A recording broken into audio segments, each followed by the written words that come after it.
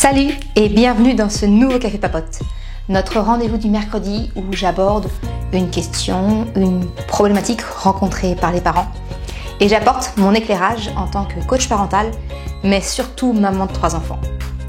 Aujourd'hui, je voudrais parler du cas d'une maman qui explique que sa petite fille de 2 ans refuse de mettre son manteau, refuse de partir en fait d'une façon générale l'endroit où elle se trouve. Quel que soit l'endroit où elle se trouve, ça devient vraiment très compliqué pour elle de faire accepter à son enfant c'est l'heure de partir. Cette maman explique qu'elle culpabilise beaucoup parce qu'elle a essayé de marchander, elle a essayé de patienter, rien n'y fait. Et ces mots ça devient vraiment une horreur dès qu'on doit partir de quelque part. Elle est à bout et elle ne voit plus de solution. Je pense que cette situation, en tant que parent, on l'a tous connue à un moment donné, quand on dit c'est l'heure de partir, ou on attrape le manteau et là notre enfant se met à courir dans tous les sens pour que justement on ne puisse pas l'attraper et qu'on ne puisse pas partir. Et on se trouve quand même bien démunis face à cette situation. Donc dans cette vidéo aujourd'hui, je voudrais d'abord te présenter les raisons en fait pour lesquelles il est naturel, il est normal dans le comportement d'un enfant d'effectivement de refuser de partir. La première raison que je vois, c'est qu'en fait psychologiquement, il n'est pas prêt à partir. Et donc, la meilleure solution pour pallier à ce problème, c'est de prévenir notre enfant, mais vraiment en amont du départ. Quand on voit qu'il commence un jeu, nous on sait qu'on va bientôt partir, mais il commence quelque chose, une nouvelle activité ou autre, il risque de se retrouver frustré si au bout de 5 minutes de jeu, on dit « stop, c'est l'heure de partir » et que lui, il vient juste de commencer. Donc c'est inimaginable pour lui de s'arrêter maintenant, il vient de commencer son nouveau jouet. Donc le meilleur moyen, c'est la prévention. Parce que tu le sais toi aussi, tu l'as sans doute déjà vécu cette situation où tu as à peine commencé à faire connaissance, où tu as à peine commencé à installer quelque chose, une activité que tu vas faire avec d'autres gens, et toc, non, c'est l'heure, on part. J'aime beaucoup l'illustratrice Fanny Vella, et son livre « Et si on changeait d'angle ?» Alors tu vois, moi qui te parle toujours de changer de regard, j'adhère complètement à sa vision. Et dans son livre, elle présente comme ça beaucoup de cas de figure en fait où on impose des choses à nos enfants alors que si on changeait de regard et on se mettait à la place de notre enfant, on aurait un tout autre comportement. Moi, je te mets l'illustration qui illustre parfaitement mes propos. Tu commences à mettre en place tous les pions d'un jeu qui demande vraiment beaucoup de temps d'installation, type risque, type Monopoly, et puis là on fait stop, maintenant c'est l'heure, on part. Maintenant un peu les boules. En fait ton enfant c'est vraiment la même chose. Donc c'est vraiment de se mettre dans une position où on va lui dire mais on part bientôt, ce que tu commences là, il va falloir l'arrêter. C'est vraiment le prévenir pour qu'il puisse être acteur en fait de ce qui va se passer. En gros tu lui dis qu'il peut commencer, pas de problème, mais il va falloir interrompre à un moment donné l'activité pour pouvoir partir. Donc ici, l'astuce que je voudrais te parler, c'est un petit peu, c'est toujours une question de trouver un compromis. C'est de lui dire peut-être, voilà, tu commences ton jeu, mais on va bientôt partir, et il n'y a rien de plus frustrant pour un enfant qui a installé son petit monde prêt à jouer, et lui dire, mais non, on range parce qu'on s'en va. Moi, ce que j'ai mis en place avec mes enfants, c'est qu'ils ont des bacs, type Ikea trop fast, rien de très compliqué, ou alors tu es en lâcher prise totale et il y a un coin dans la maison où tu acceptes que les choses soient, entre guillemets, en plan, que reste en état, mais c'est de lui laisser la possibilité que ce qu'il est en train de construire, ce qu'il est en train de faire, puisse rester figé tel qu'il est au moment du départ, pour qu'il puisse le retrouver et ne pas perdre ce temps de reconstruire, de recréer son monde. Tu vois, c'est vraiment de lui dire, ok, là je t'interromps dans ton activité, on a une contrainte horaire, on est obligé, mais ce que tu as construit, ce que tu as commencé, tu le retrouves tel quel quand tu reviens. Donc je dis, moi c'est dans leur chambre, ils ont un coin où effectivement, dans un angle, là ok, il n'y a pas de problème, ils peuvent laisser entre guillemets leur bazar, leur construction. On a en bas dans nos pièces de vie, j'ai des bacs dans lesquels ils transposent, ils mettent leur construction, ils mettent leur jeu en route. Et voilà. Et on a la chance aussi d'avoir une pièce salle de jeu, alors qui est de passage. Donc je leur ai toujours dit, il faut que je puisse passer, moi, naviguer dans cette pièce. C'est où je filme actuellement, c'est pour ça que je montre. Mais dans cette pièce-là, je veux bien tolérer qu'au cours de la journée, simplement, je ferme la porte et je me mets des œillères et je ne vois pas le bazar ambiant. Mais c'est vraiment de lui permettre de retrouver ce qu'il a commencé à construire à son retour. Donc tu vois l'idée en filigrane, c'est vraiment cette communication et trouver un compromis acceptable pour tout le monde. Le deuxième point qui me vient à l'esprit d'aborder avec toi, c'est cette notion du temps, dire attention, on part bientôt. Mais en fait pour un enfant, et a fortiori encore plus pour les tout petits, ce que j'entends par tout petit, c'est en dessous de 4-5 ans. Donc tu vois, la fourchette est large.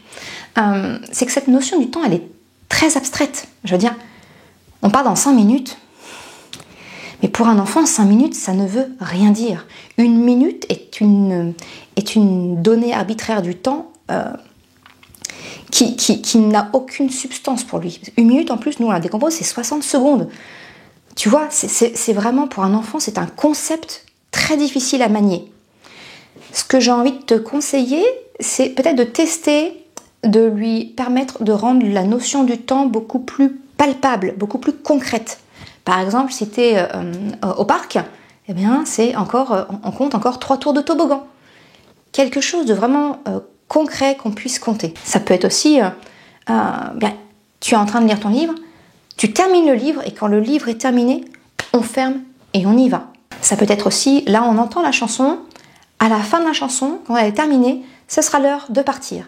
C'est vraiment de donner des repères très factuels, facilement identifiables pour ton enfant, pour qu'il puisse comprendre cette notion de mais on part bientôt, on part dans 5 minutes, qui sont des phrases qui n'ont pas de sens en fait pour lui. C'est complètement abstrait. Il existe aussi la possibilité de rendre le temps visible. Il y a beaucoup maintenant de timers qui permettent de rendre visible le temps restant. Ce genre de minuteur classique de cuisine, tu vois, si je le mets en route, le temps restant est visible. On voit le rouge et le rouge va diminuer au fur et à mesure jusqu'à ce que on arrive à 0. Je mettrai juste un point de vigilance par rapport à ce temps restant. Pour certains enfants, ça peut être très stressant de voir un minuteur tic-tac, tic-tac, tic-tac et le temps qui régresse ou une playlist. Moi, je vois le cas de Chocapic. C'était un enfant vraiment très, très sensible à cette notion du temps qui passe et il était paralysé de voir le temps qui diminuait. Donc, je te dirais juste de faire attention de quel est le rapport de ton enfant vis-à-vis du temps qui passe. Ça peut être un petit peu anxiogène. Du coup, dans ce cas-là, vraiment revenir à des choses factuelles. Quand le livre est terminé, quand tu as fait 3 tours de toboggan, quand tu as terminé de monter ton mur de ta maison, peu importe, mais de rester vraiment sur des choses factuelles, c'est moins anxiogène pour les enfants, pour vraiment, j'ai envie de dire, rendre quantifiable le temps.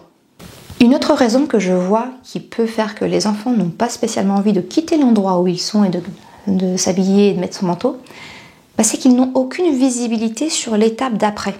C'est la grande inconnue. Et c'est bien connu, justement, l'inconnu, ça fait peur, on n'a pas envie d'y aller.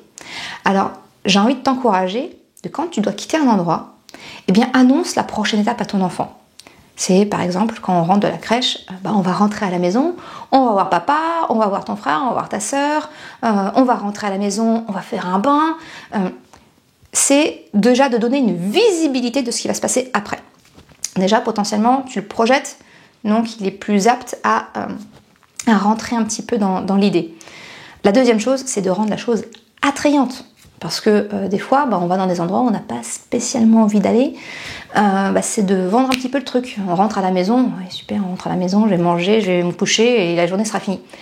Rendre la chose un petit peu attrayante.